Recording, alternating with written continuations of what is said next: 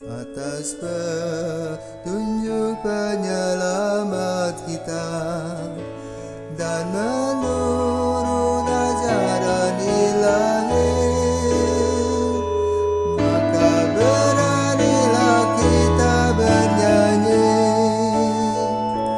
Bapa kami yang ada di surga, dimuliakanlah namamu. Saudara-saudari yang terkasih di dalam Kristus, selamat pagi. Salam jumpa lagi dalam Sabda Siap Saji Sabtu 23 Oktober 2021. Marilah kita berdoa dalam nama Bapa, Putra, dan Roh Kudus. Amin. Allah Bapa sumber sukacita, semoga kami Kau lepaskan dari dosa dan semoga kami terbuka untuk menerima Roh Putramu. Semoga pula sabdanya menjadi kabar sukacita bagi siapapun. Sebab Dialah Putramu dan pengantara kami kini dan sepanjang masa. Amin. Tuhan bersamamu dan bersama rohmu. Inilah Injil Yesus Kristus menurut Lukas. Dimuliakanlah Tuhan. Lukas 13 ayat 1 sampai 9. Pada waktu itu, beberapa orang datang kepada Yesus dan membawa kabar tentang orang-orang Galilea yang dibunuh Pilatus, sehingga darah mereka tercampur dengan darah kurban yang mereka persembahkan.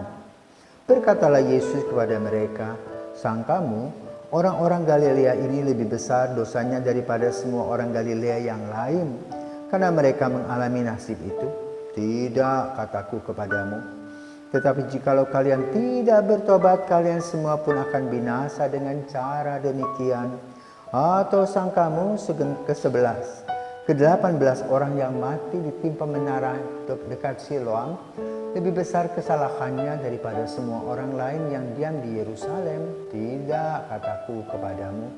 Tetapi jikalau kalian tidak bertobat, kalian semua pun akan binasa dengan cara demikian." Kemudian Yesus menceritakan perumpamaan ini. Ada seorang mempunyai pohon ara yang tumbuh di kebun anggurnya. Ia datang mencari buah pohon itu tetapi tidak menemukannya. Maka berkatalah ia kepada pengurus kebun anggur itu, "Sudah 3 tahun aku datang mencari buah pada pohon ara itu, namun tidak pernah menemukannya. Sebab itu tebanglah pohon ini. Untuk apa pohon itu hidup di tanah ini dengan percuma?" Pengurus kebun anggur itu menjawab, "Tuan, biarkanlah pohon ini tumbuh selama 1 tahun lagi. Aku akan mencangkul tanah sekelilingnya dan memberi pupuk kepadanya. Mungkin tahun depan akan berbuah, jika tidak, tebanglah." Demikianlah sabda Tuhan, terpujilah Kristus. Menara kembar Amerika runtuh pada suatu hari sudah 20 tahun. 3.000 orang lebih meninggal dunia. Sama seperti orang meninggal ditimpa menara dekat Siloam. Pertanyaannya, apakah mereka orang-orang yang berdosa? Sampai ditimpa malapetaka demikian. Apa jawab Yesus? Tidak. Tidak ada urusan dengan hal itu. Itu adalah berkaitan dengan kematian seseorang. Kematian seseorang tidak ada urusannya dengan dia berbuat jahat atau berbuat buruk. Tapi ada waktunya. Tapi yang paling utama dan penting adalah saat-saat setiap orang meninggal, ada pengadilan akhir. Yang pertama, mengikuti Tuhan atau tidak. Kalau mengikuti Tuhan, maka pada masa kita hidup, kita memasuki masa yang disebut dengan masa pertobatan. Kalau sakit berobat, kalau berdosa bertobat. Kesempatan 1 kali, tidak datang kedua kali. Maka gunakanlah kesempatan ini sebaik-baiknya untuk senantiasa membersihkan diri. Artinya apa? Kalau kita mempunyai sebuah pohon, ada benalu, jangan membiarkan benalu itu hidup, karena pohon itu tidak akan tumbuh. Maka benalu itu harus dicabut, supaya pohon itu tumbuh dan berbuah. Demikian pula kita manusia, jangan membiarkan hal-hal buruk mengurung diri kita, sehingga yang ada dalam pikiran kita adalah hal-hal negatif. Tidak ada matahari lagi, hanya ada awan-awan gelap. Maka lihatlah sinar mentari yang diberikan Tuhan kepada kita setiap hari untuk melihat bagaimana karya kasih Tuhan senantiasa hidup. Juga matahari memberikan kepada siapa saja, berdosa, tidak berdosa, beriman, tidak beriman, sama. Karena itu kita sebagai seorang beriman harus lebih sensitif, lebih cekatan.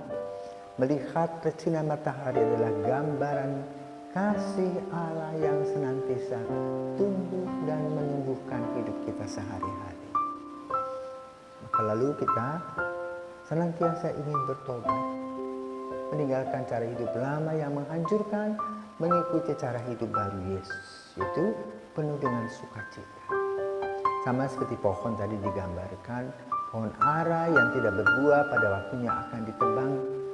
Nah itu mari kita mengurus pohon ara kita masing-masing, itu kehidupan kita agar kita berbuah, berbunga dan berbuah. Tentu Tuhan senang, kenapa? Tuhan sudah memberikan kepada kita kesempatan demi kesempatan, karunia demi karunia, dan kita menggunakannya dengan sukacita. Tuhan merasa bahwa dia dihargai, dihormati. Karena kita selalu ingin dekat dengannya dan meninggalkan cara hidup lama yang hanya mementingkan diri sendiri. Maka dalam gambaran di surga digambarkan orang duduk makan dengan tangan yang panjang, saling menyuapi satu sama lain. Itulah sukacita dan damai sejahtera, selalu bersama-sama di dalam satu Tuhan dalam sukacita. Dan pikirlah positif dalam hidup ini. Jangan berpikir negatif. Jangan juga berprasangka buruk kepada orang. Jangan-jangan ini itu. Itu merusak kepribadian, merusak pemikiran, dan merusak hati nurani. Biarlah kita datang kepada Tuhan dalam sukacita dengan melihat hal-hal alami yang kecil-kecil. Kalau kita bertemu dengan orang, ada senyum di sana, kemudian mentari yang menyinari, angin yang semirit, burung-burung bernyanyi, udara segar, tanaman-tanaman tumbuh, berbunga, berbuah, dan semua orang mengalami damai, sejahtera, dan sukacita. Itulah dunia yang kita harus kejar. Semoga kita boleh mengejarnya dengan hati yang penuh sukacita, sehingga kita selalu boleh berbahagia, sehingga kita tidak akan dipotong, melainkan kita boleh berbuah, dan berbuah-buah yang kita miliki adalah buah-buah kasih Tuhan. Selamat pagi.